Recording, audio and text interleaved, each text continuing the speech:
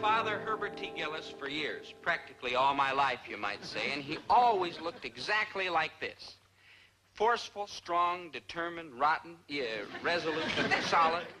So when his brother, Timothy, Uncle Tim, suddenly showed up after years of traveling around the world digging oil wells, I knew Dad'd greet him in his usual rough, manly, unsentimental way. It's been a long time, Tim. Long time. Too long, if you ask me. I think it's a scandal.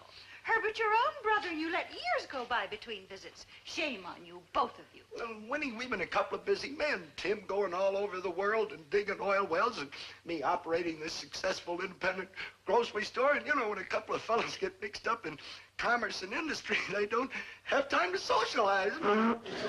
True, Tim? True. What brings you to town, Tim? Well, hi, Mom. Hi, Dad. Bye, Mom. Bye, Dad. Got a date. What you got his company, boy. Come on up here and shake hands with your Uncle Tim. Hello, Dobie. Well, Uncle Tim. Gee, it's great to see you. How are you? How's your little boy? Duncan. Duncan. Yes, he's still dragging that teddy bear around? He's 16 years old, though. Well, that's nothing. I've got a friend, Maynard G. Krebs. Well, never mind. Uncle Tim, I hope you'll excuse me. I've got kind of an important date. I'll see you later, Mom, Dad, everybody. Sure, boy. So long. Fine, boy. Well, that's a debatable question, but I'll tell you one thing we're happy for, that he's all grown up and out from underfoot. Winnie and I feel like we've been let out of prison. Don't misunderstand us, Timothy. We've always loved Dobie, but it is a relief not to have to go through that teenage business anymore. Oh, you can say that again. Oh, I wouldn't have a teenager around the house again for $1 million. Well, that's kind of what I wanted to talk to you about. You see, they made this oil strike out in Central Africa, and I've got to go out there, and I was wondering if I could leave Duncan with you for a few months. No. Negative. I've served my time with teenagers. I've paid my debt to humanity. All I want now is a little peace and quiet before the great grocer in the sky calls for my invoice. Shame on you, Herbert. Your own brother, your own flesh and blood. Timothy, we will be delighted to have Duncan stay with us. How soon can you bring him here from Cleveland? Well, as a matter of fact, he's not in Cleveland. He was sitting around the corner in my car, but... Hi, Uncle Herbie. Hi, Aunt Winnie. Hi, Pa.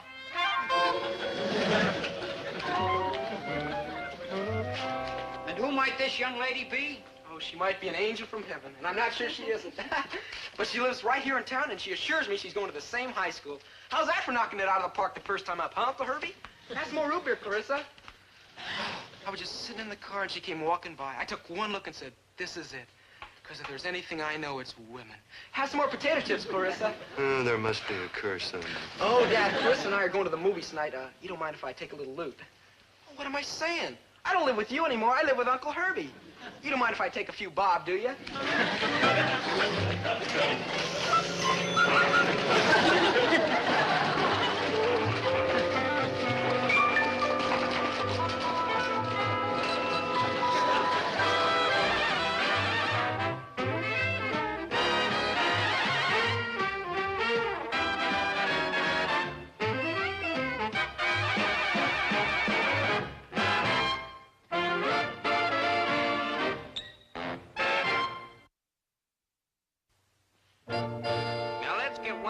Straight. I have nothing against youth. I used to be young myself, but not that young. Duncan, that's terrible. I think it's pretty good. Can you imitate it, Duncan? Yeah. Yeah, but I'm a chicken man myself. Hey, that's not bad, Manny. Well, thank you, Dunky. Hey, you want I should imitate an iguana? And that ain't easy because they don't make no noise. Maynard, and you too, Duncan. Oh, you can call me Dunky. You want I should imitate a donkey? No, Maynard. What Dunky wants is that I should give him some advice. Isn't that the way this conversation started? Well, yeah, Dobe. I need advice about this chick I'm wig for. Clarissa Spangler. You dig chicks? Boy, do I. I was beginning to like you. Don't pay any attention to him, Dunky. Girls are wonderful. Now, I knew you'd say that, Dobie. You know, that's why I wanted to come live with you instead of my cousins in Duluth or Spokane. I've never met you before, but I've been a fan of yours for years. Oh, sure, they call you the nut at the family reunions. On account of you always chasing girls. But that's exactly why I picked you. Because if there's anything I admire in the world, it's a guy who knows everything about girls. Well, I don't know. Well, he hardly knows any man.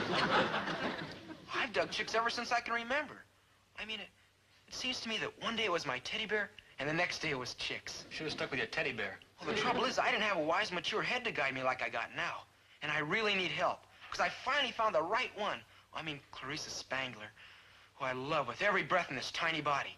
Who I gotta have, or else life will be an empty wasteland. Dobie, you just gotta help me get her. My boy, you've come to the right man. First, let us review the case. How have you courted Clarissa so far? Oh, I've tried everything. Every trick I've learned in a lifetime of chasing chicks. Did you do the imitation of a chicken? 3 times, but no dice. Oh, this chick ain't worth having. Duncan, besides imitating a chicken, which I admit is almost impossible to resist, what else have you tried? Well, I took her to the movies, and I bought her popcorn with butter on it, and even a bag of chocolate-covered raisins. With butter on them? No. That's where you made your mistake. My boy, when all else fails, appeal to their sympathy. How? Make her think that somewhere in your life there's a deep, dark tragedy. What kind of tragedy? What kind of tragedies does she like? I don't know. Well, find out, boy. Just play it by ear until you know. And then when you're sure, lay it on good and thick. Dobie, I want you to know that as you, the older generation, pass on the torch from your faltering hands, I will not fail you.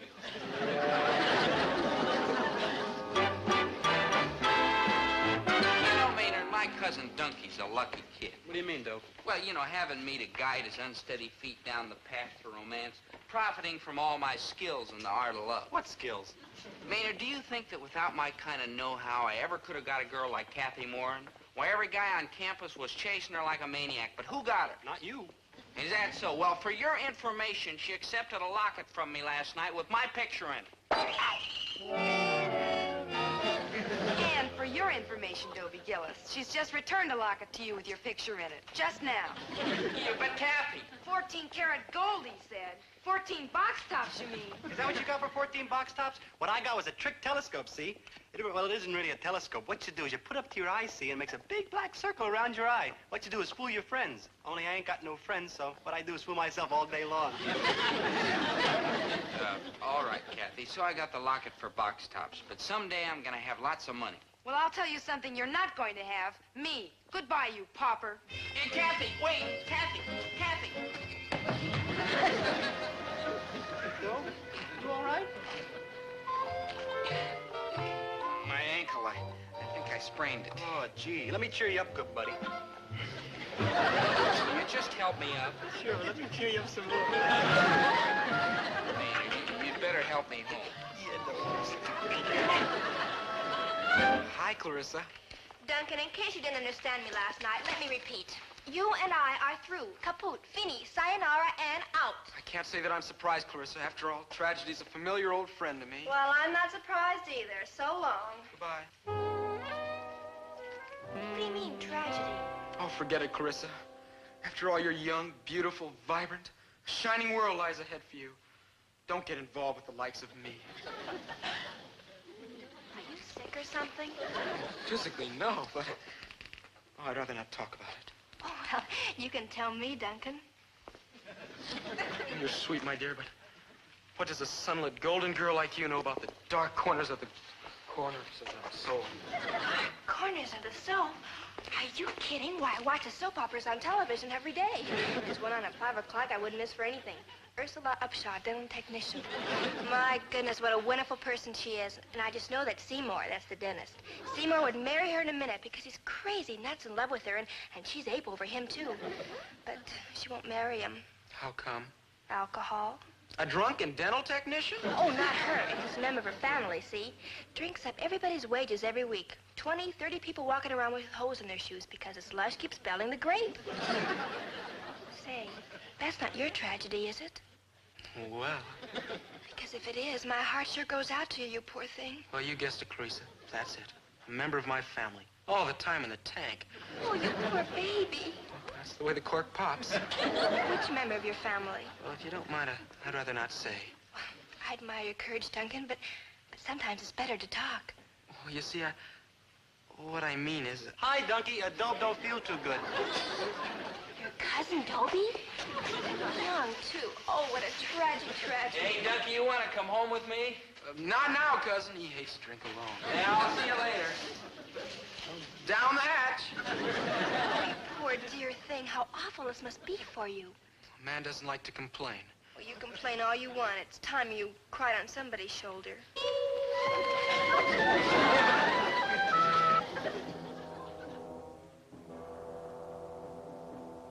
How's your ankle, dear? It's all better, Mom. Then why don't you go out? It seems like a lovely night for a date. It is, provided you've got a girl. Where's the girl that you had last week? Where are the snows of yesteryear? Hey, Winnie, I thought there was some cold chicken in the icebox. Well, there was, but Duncan wanted a snack when he got home last A night. snack? The only part of that chicken that was missing was the neck. Well, you know how growing boys are. I've been trying to forget, but I'm learning all over again. Time for some radishes? Good thinking, Winnie. Good thinking. That's Your just... Dad. That's just what a man needs going to bed, a big bowl of radishes. Please take those two. Well, there must be some. There is. Half a jar of English mustard. The other half's on the sleeve of my new sport coat. Oh, stop talking like infants, you two. I think it's nice having Duncan here. It takes me back. I wish somebody'd take him back. Oh, pish, tush, and pipple. Now, you run out in the kitchen and get us all a nice cold glass of root beer. No thanks, Mom. Me neither. But, Herbert, you love root beer. I used to love root beer. Back when we used to make our own. Remember, Winnie? Mm-hmm. It was delicious. Dobie, you've never had any homemade root beer. Never, Mom. You know something? Your father and I are going to make you some. Oh, right now. Don't trouble, Mom. It's no trouble at all. Oh, the heck it ain't. But we're gonna make it anyway. And you know why, son? Because any time a boy has the decency to grow up and stop being a teenager, we should have the decency to show our appreciation by making him some root beer. Hi, Dobie. Good evening, Duncan. I trust you found my jacket comfortable. Oh, yeah, fine. By the way, while we were at the restaurant, I spilled some beet juice on it, but the waiter said you could dye it dark red. Just what I've always wanted, a dark red jacket for that young executive look. Listen, Dobie, we gotta have a talk. Right. Now, first I would like First you to better say... listen. Remember what you told me about telling Clarissa about the tragedy in the family, and I told her, and it worked fine, and we've been getting along like gangbusters ever since? I remember. Well, I never told you what the tragedy in the family was. I didn't think you'd like it. Well, why not? Well, what I told her was, I'm almost sure you're not gonna like No. this. I told her you were a hopeless alcoholic. Hopeless alcoholic? I didn't think you'd like it. Duncan, I've never even had a slice of rum cake. She bought the idea so big that I couldn't help myself. As a matter of fact, I've been building it up a little more every day. I think I overdid it. Uh-huh. I told her tonight you were on varnish. And I'm sure Clarissa told all her little friends at school. Well, yeah, but that's not the bad part. The bad part is she told Miss Whitaker. Who is Miss Whitaker? And please tell me fast, because I am about to murder you. I gotta tell you fast, because she's on her way up here. Miss Whitaker's a social worker that lives next door to Clarissa. She's coming over tonight to rehabilitate you. I'll rehabilitate you limb from... Dobie, please don't louse me up with Clarissa. You're a man who understands love. Duncan, do you honestly think I'm going to stand here in front of some old social worker and tell her I'm a drunk? I'm Donna Whitaker. I'm the social worker. I'm the drunk. I'm to help you with that problem. And no matter how long it takes, I'll be at your side.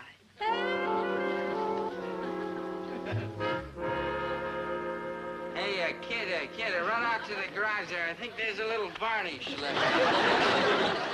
Dobie, you're a great American. Yeah, baby, we'll have a little snort, and then we'll play a little run, sheep, run. No, Mr. Gillis, I want you to sit right down here beside me and we'll have a nice, quiet talk. Anything you say, baby. Now, from now on, I want you to trust me and depend on me completely.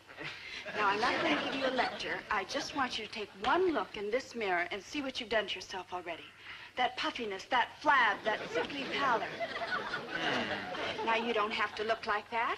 Oh, I don't say you could ever be handsome. You don't, No, but there's no reason why you couldn't be a perfectly presentable, useful member of society. Let me help you, Mr. Gillis. Let me take you by the hand and lead you back to the human race. This could take a long time, baby. That doesn't matter. I mean, you'd have to be with me every evening. Oh, I'm fully prepared. We'll go to concerts, football games, movies, temperance restaurants. I'll show you a new, clean, wholesome way of living. This has got to run into lots of money. The foundation has a budget for that sort of thing. You know what I'm going to do, Pussycat? I'm going to let you rehabilitate. Thank you, Mr. Gillis. It won't be quick and it won't be easy. But remember this, when things get tough, you lean on me. Yeah. Now, if I may, I'd like to meet your parents. What for? Well, we'd like to get a complete picture of the subject, the family life, the environment, the parental influence. Where are they? My parents, they're in Hong Kong. You honestly believe your parents are in Hong Kong, Dobie? Yeah, Hong Kong or Minneapolis, I forget. Poor young man. How far gone you are. Yeah, I'm a sad case. Good evening. I'm Miss Whitaker. You, I assume, are Dobie's parents. Oh, that's a good assume. Won't you sit down? No, thank you. May I ask what it is you're making? Well, it's what you call a brew party. We're cooking up some real McCoy, you know, regular pre-war stuff. You see, Dobie's never had any. I mean, not the homemade kind. No, this stuff's got a lot more kick than what you buy in the store. If I understand you correctly, you're making this for Dobie? Yeah, well, I know it's a lot of trouble, but then what are parents for? You certainly have an interesting and novel interpretation of the function of parents. It's certainly not mine. Now, you may report me to the foundation for this if you'd like to, but I simply cannot stand by and see a potentially worthy young man driven into oblivion by his own mother and father. Dobie, help me.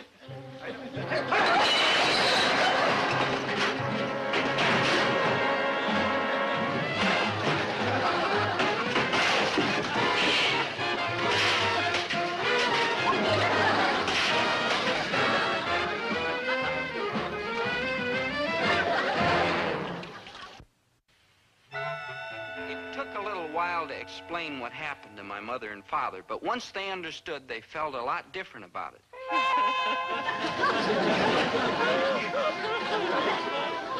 I knew it was only a matter of time until Mom and Dad would recover completely. 7 or 8 years, maybe.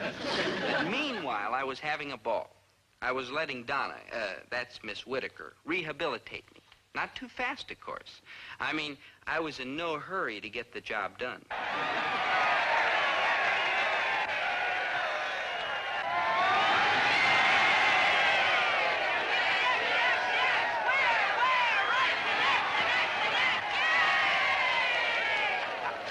Thirsty work, eh, brother? Dobie, courage. Courage. Dobie! It's always hardest the first time. It'll get easier each time. Yes, my good Donna. Yes, my angel of mercy.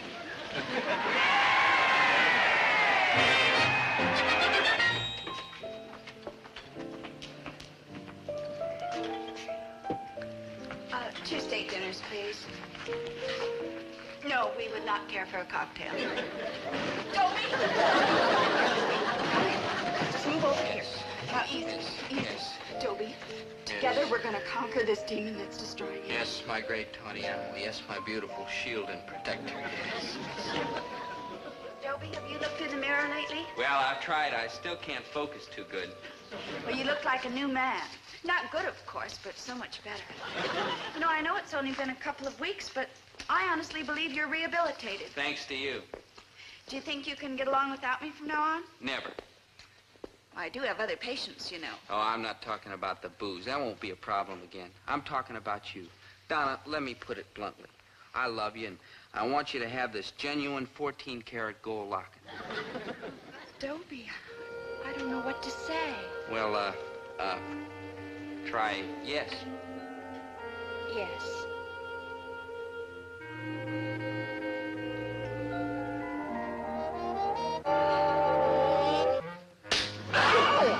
Oh, what was that for? I thought you were 8 for me. I was when you had a tragedy in your life.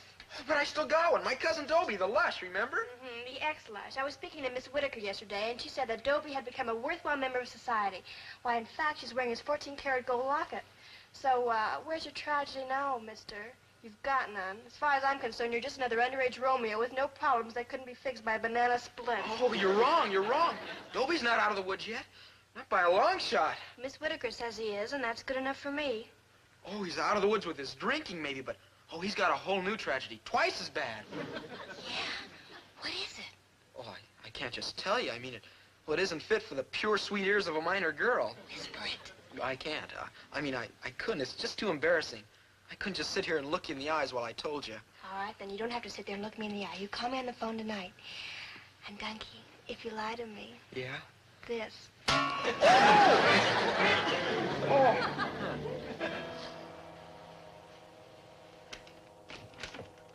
Like, hi, Mrs. G.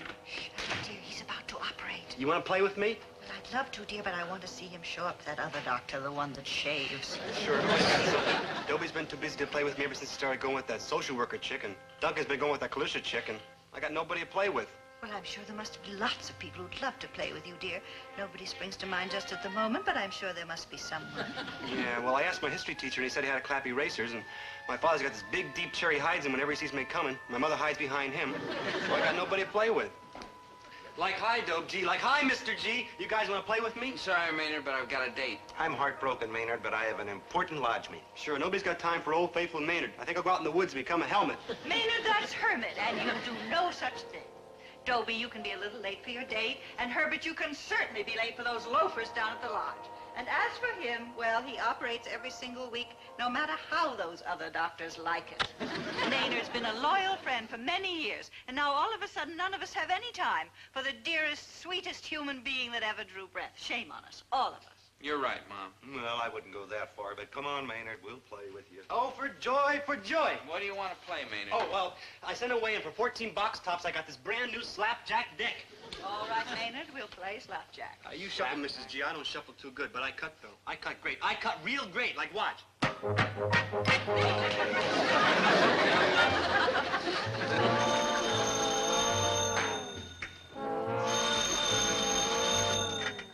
Hello. Oh, hi, Clarissa.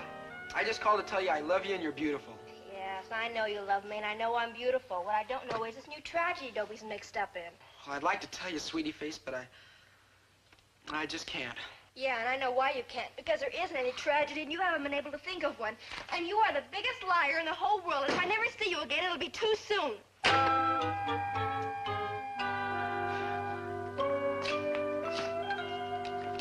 What's the matter, Jack?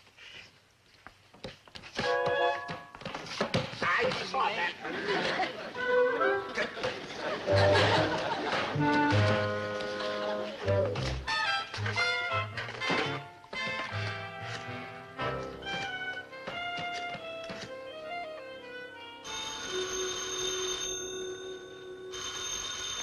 Hello, and if it's you, Duncan, I withdraw the hello. Clarissa, I've decided to tell you what Dobie's new tragedy is. When two hearts beat as one like your heart and my heart beat, I don't think we should keep secrets from each other, should we? Yeah. So, what's this deep, dark vice Dobie's got himself into now? Gambling. Gambling? How awful. Oh, it's worse than you know. There's cards everywhere. The whole family's gone gambling mad. Why, they've lost the clothes, the store, the car, everything. Still they go on. Oh, Clarissa, you have no idea how awful it is for a youth of my impressionable years. Oh, you poor thing. So when will I see you? Tonight, and soon. Now, you stay right there.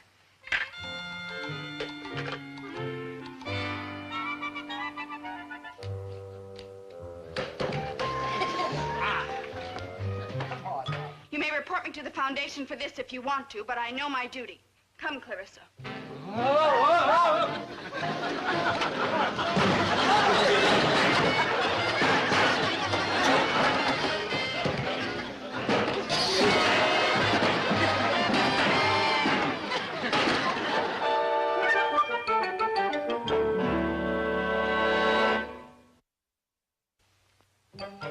So you see, Dunky, telling lies just doesn't pay off. It's also unhonest and distruthful. Right. So where'd our lies get us? Donna found out I wasn't a gambler and a drunk. She also found out the locket you gave her came from box tops. So what happened? She dumped me and Clarissa dumped you. You see where lying gets you? Nowhere. Exactly. So, Dunky, you've come to me for advice, and this time I'm going to give you some good advice. Lying gets you nowhere. If you ever expect to find a girl, there's only one way to do it. Tell the truth. Dobie, what a fool I've been. Can you ever forgive me? Donna, I know I shouldn't look a gift horse in the mouth, but you say you hate me. I'm not a gambler and a drunk. Well, of course you're not. What you are is an incurable liar, and that's the sickest of all. Dobie, please let me help you. Well, if you insist, my dear. Duncan, try to be big about this thing. Take me back. Ah, Clarissa, my angel. A man who's got an incurable liar for a cousin is surely a man loaded with tragedy. Here you have me. Well, if you insist, my dear. Lying gets you nowhere, and honesty is the best policy, and I'm sweet and kind and lovable and true and decent and... So how come I got nobody to play with?